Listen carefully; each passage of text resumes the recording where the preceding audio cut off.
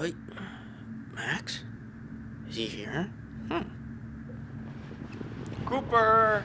Oh, Maxito. Yep. Cooper, come here. Max. Yep, it's him. It's him. Let's go, Cooper. Let's go on a Come on walk. up. I really gotta pee. Okay, throw the keys up. Throw them up. Come on, throw them up. So, okay, then come on up with the keys and take me out.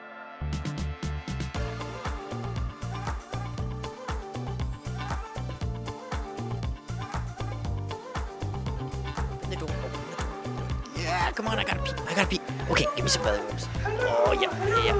I'm gonna lick your ear. Yeah. Let's go. Yeah, pet my butt. You know, whenever I have a bad day, it's always so much better when I come home and see this dog and he's just smiling at me like, ah.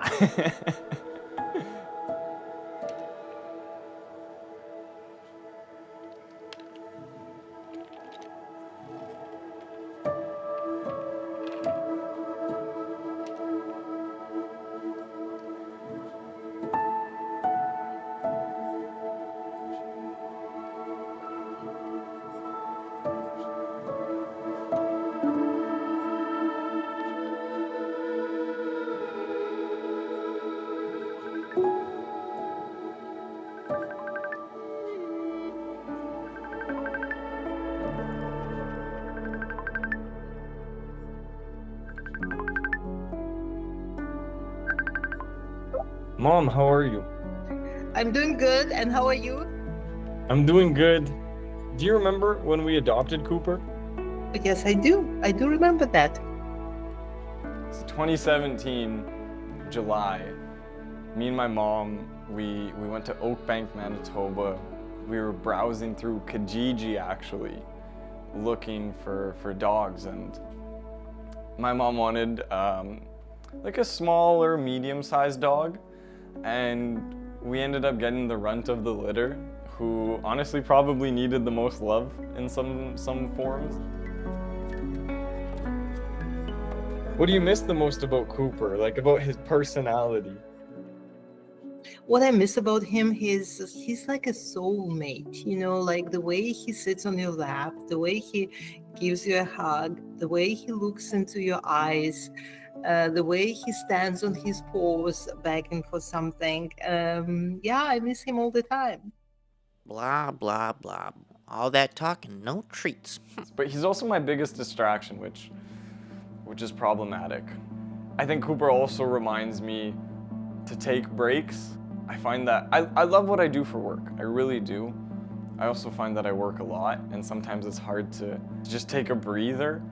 But when I have Cooper around me, it reminds me to take him for a WALK and just take a bit of a breather and a break from life and its occurrences. And actually, when I got back from Ukraine, I was filming the war there, so it was frankly, it was traumatizing. You would see dogs and other animals that were war-torn. There were dogs, there were other animals that clearly had some form of PTSD. It definitely made me think and have a lot of gratitude towards having Cooper here in Canada, because he'd be in so much more risk every single day in Ukraine. But also, the funny thing is, in Ukraine, Jack Russell Terriers, that breed is being trained to demine Ukraine and to dig up and find the mines, because their noses, Jack Russell Terriers, they're hunting dogs.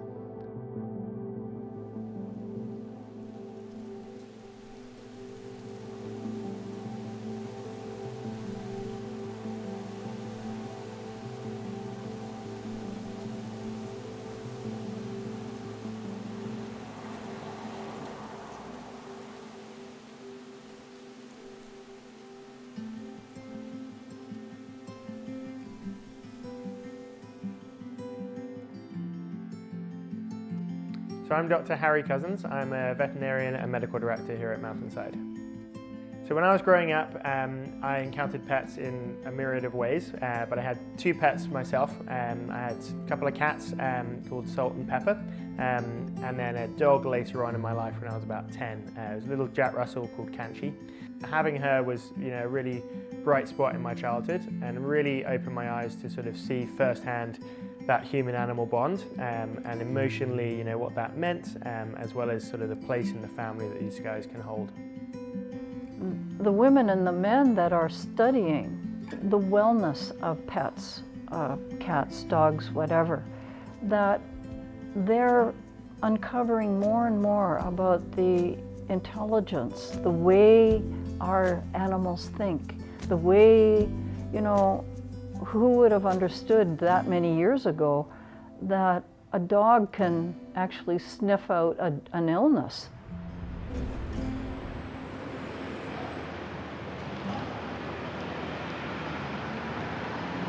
So the last step to this bumblebee is to add some tonic water into it. And this is what really just tops it off, what adds the unique flavor to the drink. I love it. So again, it's lemon, tonic water, some espresso. You can have this with ice as well, but I want to warm up today, so it's one of those. But Cooper, Cooper, Cooper, ходи сюди. Давай. Cooper, Sup? come here. You getting some drinks? Come here. Nice. Come here. Nice. I love go me jump. some bumblebee. Okay. What? Most of the time, Cooper joins me for my morning coffee.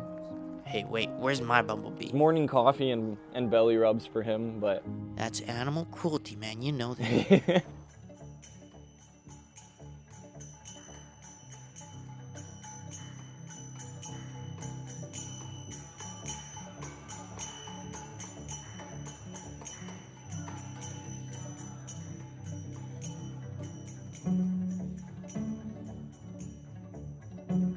Children learn responsibility by helping look after a pet, learn about the cycle of life by having a pet from being a puppy to right through to the pet's old age may come before they're even an adult. In some cases that's not the case. Parrots, for instance, will outlive most of their owners.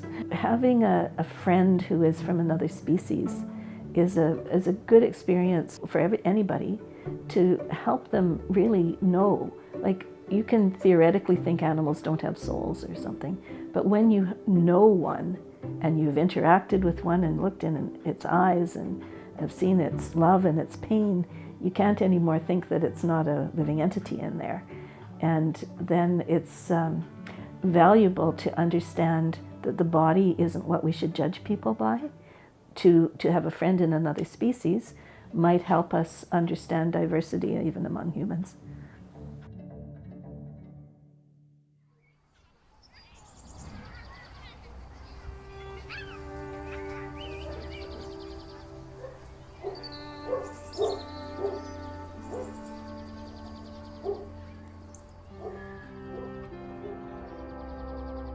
So what made you allow me to get Cooper at that time?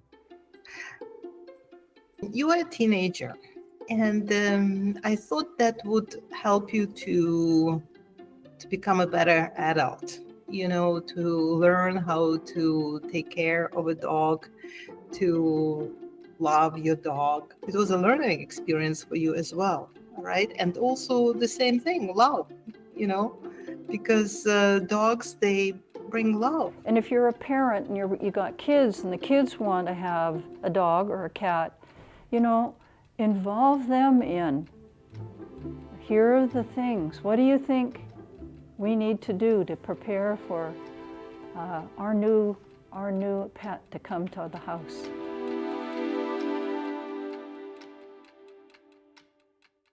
As much as this is my apartment and my space, this is also Cooper's apartment and his space.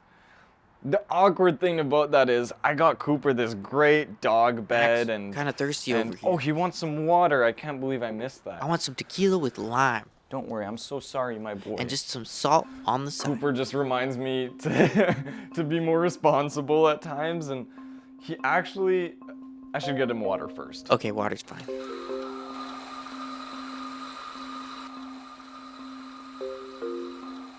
So, I'm gonna go meet Max today. Okay, why? He just got his dog Cooper back from Manitoba. Yeah. So he wants to ask me some questions about what it's like owning pets in Vancouver. Because we have Crow, so he just wants a little update. Did he drive with him or did he fly No, with him? he flew from Manitoba with Oh, no way. with Cooper, and yeah, he Is it said it was. Is it a big dog? No, it's not a big dog. It's just Oh, like okay. a little Jack Russell that's nice. kind of mix. Then I'll have to be in the cargo that way. Yeah, it was like I flew with him up top. He said it was like a little stressful Yeah. trying to figure it out because he just didn't know, but It's relatively easy once you check it out. yeah, he got Cooper from the some humane society. Oh, He's- really? Yeah, he's had him for a couple years now, but he's just bringing him back now because he went to Ukraine for like 6 months. Right. So he's just been very busy, and now he can finally have his dog again, which is nice. That's sweet. But it was a rescue, which is like, I feel like that's the only way to go, honestly. yeah, like, I mean, let's you want a specific dog breed, specific cat breeds, anything like that. Yeah, like, but think adopting about is- adopting is giving a pet another life, another chance at life. And Yeah. I feel like that's the only way to do it because that's all I've done my entire life. It was either through a rescue or from someone's friend of a friend that doesn't know what to do with them. We got our dog. His name was Buddy because we never knew his real name. Basically, when I was younger, I went out to, like, it was summer, went out to go for baseball practice. Yeah. Get to the minivan, open it up, realize I don't have my gloves, go back inside, come back out, and there's this like little Lhasa Shih Tzu kind of dog sitting in the seat. I was like, oh, cool. So mom and dad like call around to like they call the SPCA, the vets and all that kind of stuff to try and see, you know, if anyone knows anything about this dog. So they checked that there's no chip, no nothing. Literally posted ads on like Kijiji and Facebook and all that kind of stuff, and no one knew or ever came and like. So we just assumed someone dumped him at the end of the road, and he just, you know, walked up, saw people, and was like, "Oh, what's up?"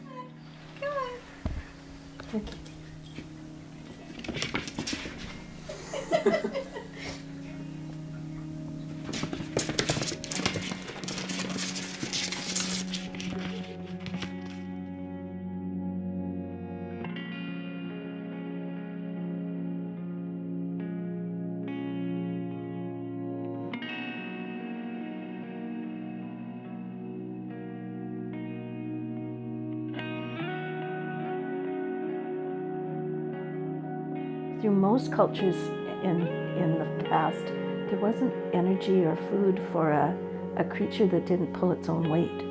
So cats would help catch the, mice and rats. Dogs would herd other animals or help with hunting. Or it's only been in the last 150 years or so that there's been a big explosion of the idea of animals as pets. Previously, it was all about working animals or partner animals being partners. And then the breeding would take place so that the working was more, the animal had a body and a mentality that was more conducive to the work. With the result that nowadays we do have, breeds of animals that are particularly bred, both their body and their mentality, for certain activities that don't necessarily make them good pets. Like they may be too intelligent or too needing to be working all day. Like there are breeds of dogs, like for instance, I'm thinking right now, Belgian Malinois. They're good for police work. They've got energy for going all day, and that might not be very conducive for a family. Somebody's got to walk that dog 3 times a day. So one of the things that we've seen recently, just come to the forefront is the psychology of dogs and how they process the world.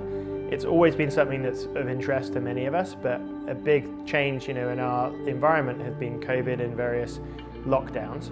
And 2 things happened there. One is that huge numbers of dogs were either adopted or bought, and at the same time the sort of ability to socialize and just for those animals to be out of the house and to be exposed to normal routines was incredibly challenging. So we saw during that period a big increase in things like fearful aggression, in animals just being very, very anxious, understandably, around new environments, whether that's in the vet office or just finally being allowed to go outside, or odd events such as fireworks or other things in the city. And now what we're finding is that a lot of those dogs are growing up and they're sort of middle-aged, and at that point it just becomes harder and harder to make impact. And what we're finding is that there's a lot of people that are now having to medicate their dogs or go to some more sort of extreme measures than we'd like, just to try and create a manageable situation in the home or for the routine that they're now in. Now people are back at work, or maybe are traveling, or want to put their dogs into daycare. This cat is the snottiest cat I've ever, I've never had a cat before, but he's just very snotty. He always gets buggers. It's the first cat I've ever owned. Never was a cat person. Always had dogs growing up. I changed you. Yeah, you changed me. No, he's been great. Especially for Vancouver, we both work, different schedules. Yeah. So having a cat's a lot easier than having a dog because, cats are a little more independent. Yeah, it depends if you want to have an indoor cat or an outdoor cat, because then Vastly it needs a different. bit more. Or a barn cat like this guy. Yeah. He's, he was dumped in New West. Mm-hmm. And SPCA found him probably in a bush or something. Yeah. And I feel like it's harder in Vancouver to have pets outdoors because there's a lot of condos and apartment buildings. It's busy streets. Even with there's been an uprising in coyotes. Yeah, we saw one out here, right out and front. we're on Main Street. Yeah. Right, so having coyotes right out our front door, kinda doesn't want me to have an outdoor animal right now. No, yeah, I totally understand that. Yeah. But yeah, no, I feel like Vancouver is definitely a trickier area to have pets. I think that's why there's so many that are in shelters. But They just kind of get. People think, oh, I can own a pet. They own a pet. Yeah. They don't realize how expensive it can be. Broadly speaking, I think there's a relationship that built out of mutual need. I think there's a lot of good research around, particularly dogs hanging around settlements for leftovers and for making use of things that we were not necessarily interested in. like when we had Chrome the first year, if we had a garbage bag that was out, he would try to dig into it. Yeah. So it proves to us that's probably how he would get his food in the beginning. Yeah. He doesn't do it now. Yeah, he's fine now, but Yeah. I remember he used to just tear apart garbage bags because that's where food is. Yeah, and he was running to the feeder and trying to dig into it to get more food every time. We It took were him never gonna feed him again. It took him a year to kind of chill out and just eat normally. Yeah. Right. Yeah. Or just casually eat instead of gorge yourself because you don't know when your next meal's coming. No, exactly.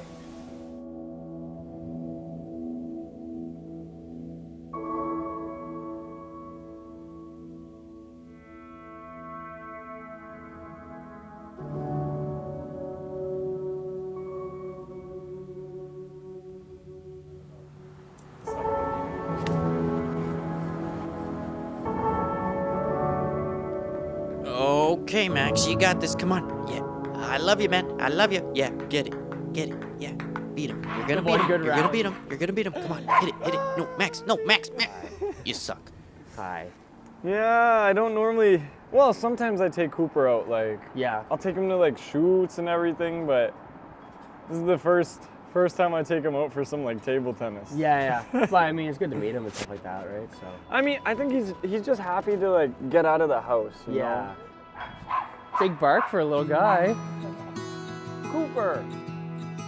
Do you think I'm gonna win? I love you too much to lie to you, bro. Do you walk your cats?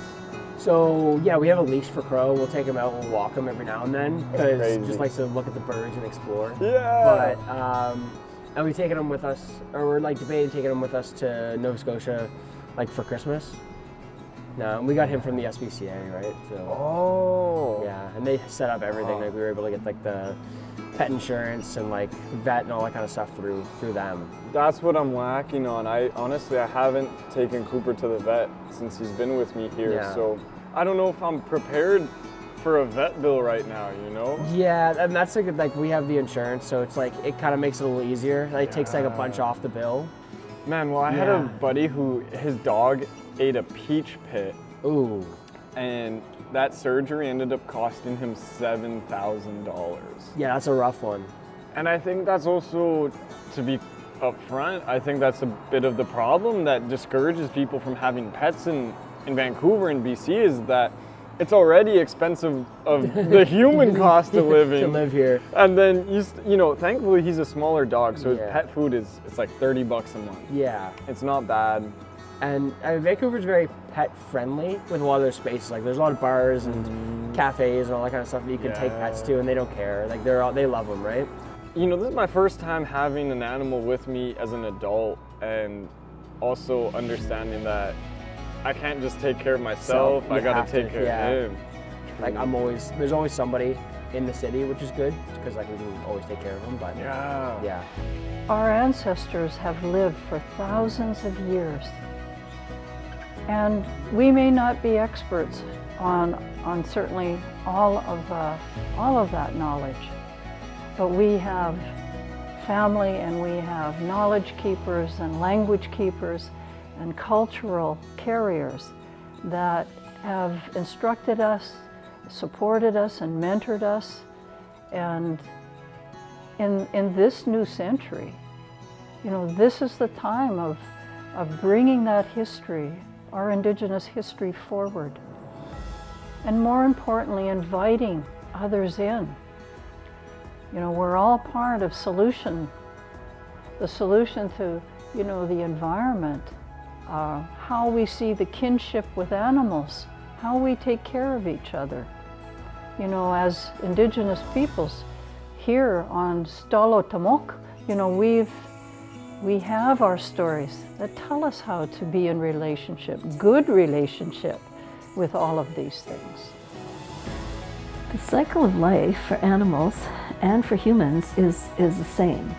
You know, they're born, they increase in size, they increase in activity, they may create byproducts in the form of puppies, kittens, calves, children.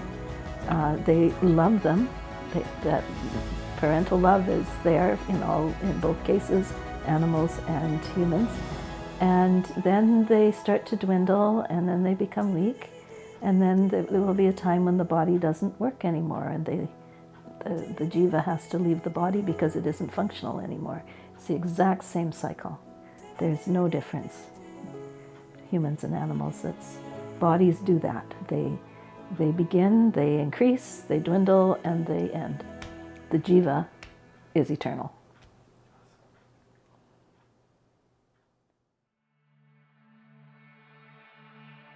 All right, let's walk. Yeah. Okay, where are we going? Max, where are you taking me? What? What is this place? Hey, how's it going? Yeah, what's up? I don't like heights. Are we on a bridge? Where are we going? At a boat. Max, you know I don't like boats.